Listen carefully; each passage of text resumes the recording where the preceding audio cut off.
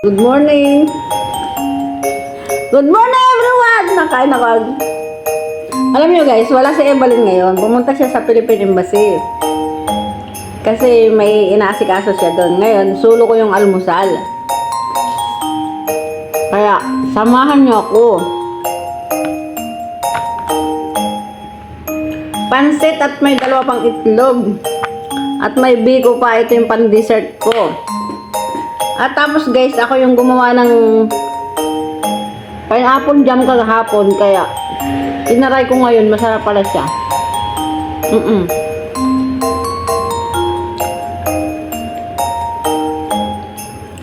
Ang sarap ng ginawa kong pineapple jam. I-PM nyo lang ako gustong gawa ng pineapple jam. Ibibigay ko sa inyo yung sikreto kung paano mapasarap yung inyong mga jam na ginagawa. Kaya ako kasi guys, ako yung gumagawa ng mga jam dito. Si Amo hindi kumakain ng bili sa labas na palaman. Ako lang gumagawa ng palaman sa tinapay.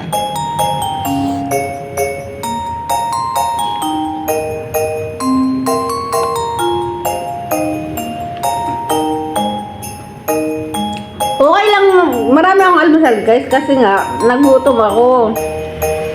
Magdamag kasi akong natulog, ay gutom. Pagkagising gutom, ayan. Sarap. Alam nyo guys, paborito ko itlog.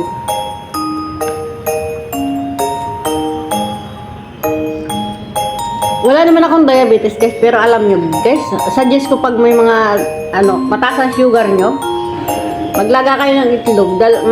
Kahit dalawang itlog lang sa gabi, tapos almusalin nyo sa umaga. Pero ibabad nyo sa suka at bawang.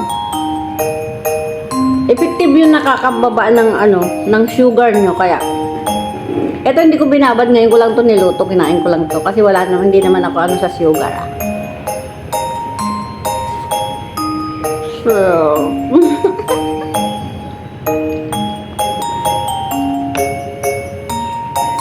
shout out sa mahilig sa mga itlog dyan. Ako lang siguro mahilig sa itlog.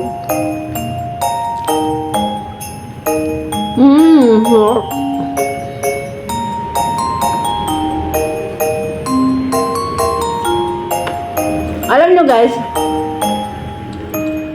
tapong ko pa ito niluto.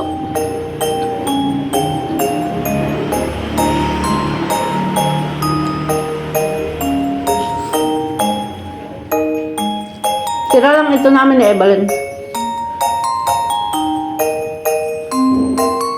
Dami kong niluto pansit sa biko, pinamigay ko lang kasi ganun ako ka-hyper na mamimigay ng pagkain.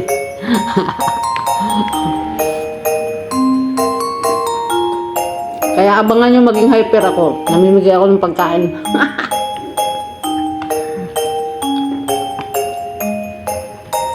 Mababait kasi yung kapitbahay ko. Lagi akong binibigyan. Kaya sometimes nagluluto din ako para ipamigay sa kanila.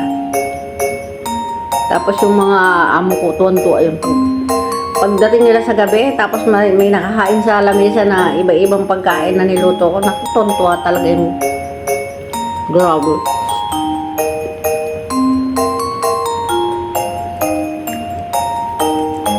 Lalo itong yung biko na itong ginagawa ko guys. Paborito talaga nila to. Laki ng baraso ko. Ang laki ng baraso pang boxing. Wala ka dyan. Basta ako nakain. Sarap!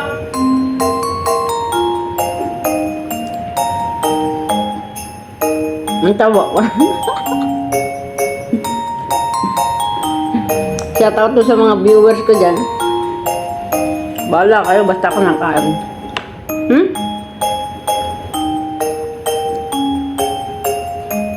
Mag-isa lang ako, yung alaga ko nakahiga pa. Mamaya bubuhatin ko na yun pagkakain ko.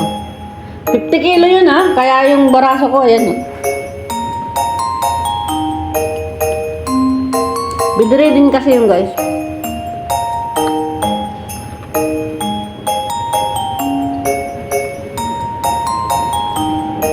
Kaya kung gusto mong mag-Taiwan, kailangan malakas ka. Lalo na kung ang aalagaan mo yung mga bedridden na bubuhatin. Mabuti yung naglalakad, okay lang.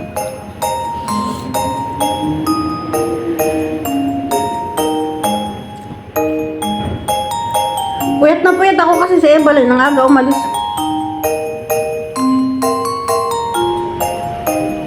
Ano, yung amo kong nagtatrabaho, 5:30 umalis na yon. Eh, nagigising ako pag umalis siya. Tapos, si Evelyn umalis naman ay 7 o'clock. Ayun, puyat ako.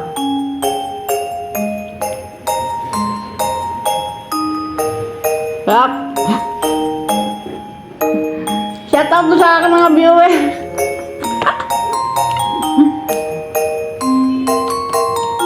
Ano ba yan? Busog na ako. Busing ko itong tinapay ko. Sarap guys.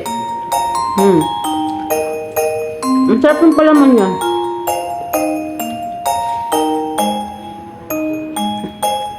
Bagong-bago siya. Naluto. Ay, ipinakita ko sa vlog kung paano pagluluto ng pineapple jam. Okay, kita nyo yun guys. Naka-upload na yun.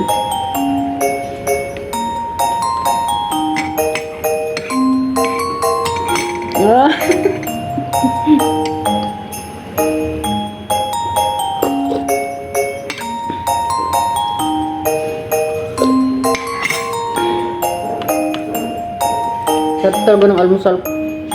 Pero parang hindi ko na kayang ubusin. Parang tanghalian ko na lang to eh.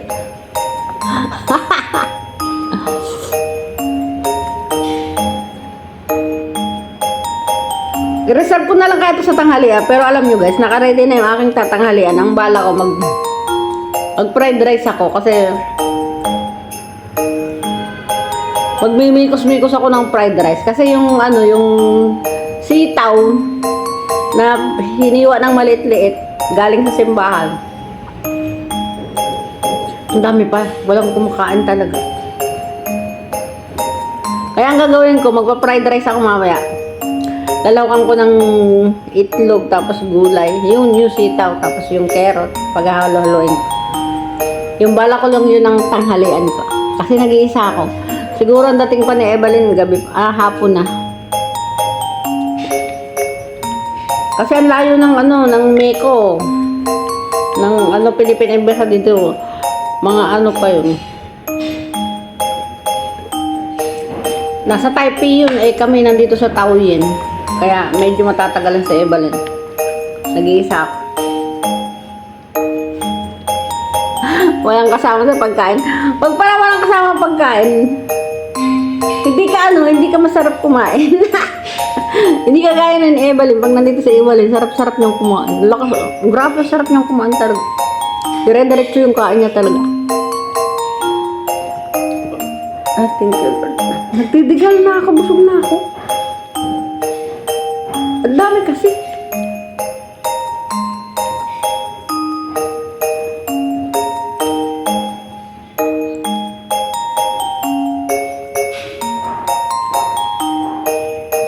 Siya si Evelyn nag-inig nito kanina.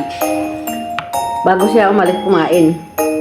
Dinagdagan niya ng toyo, di umalat-alat ng konti. Mahilig kasi siya sa asin. Ako hindi mahilig sa asin.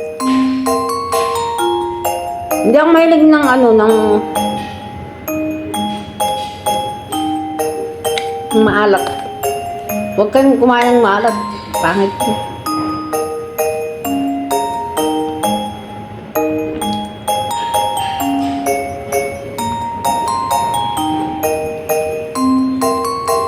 Busing ko lang.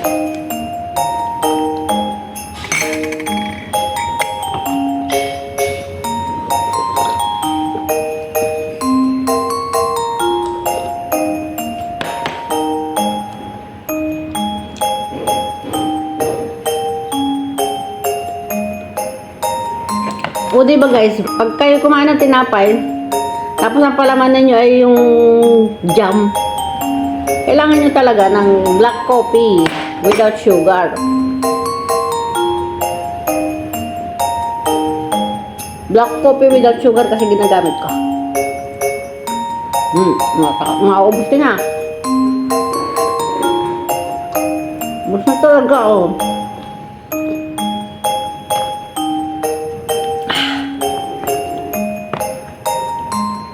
Dandahan naman.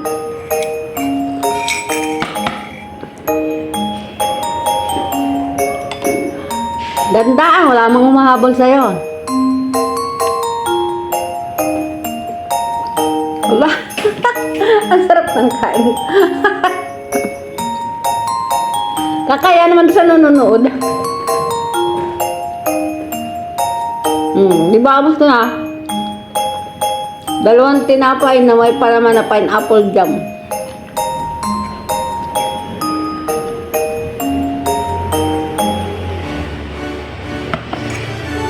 Pag nagagawa kong pineapple jam, ay nang kahit anong palaman, 3 weeks yun.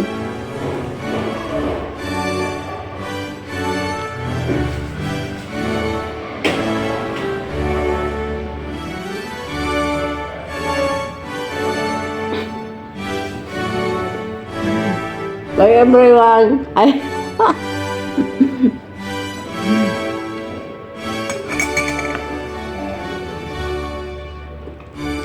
Grabe na busog ako.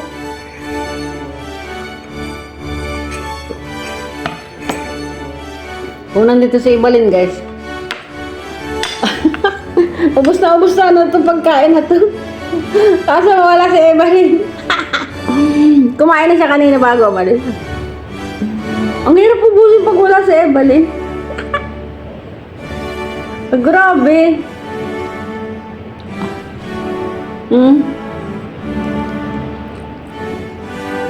Pero maubos ko din to guys Mamaya-maya lang.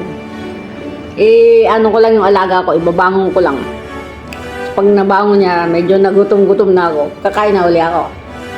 Yon. Pero alam niyo guys, ang sarap ng aking lutong biko.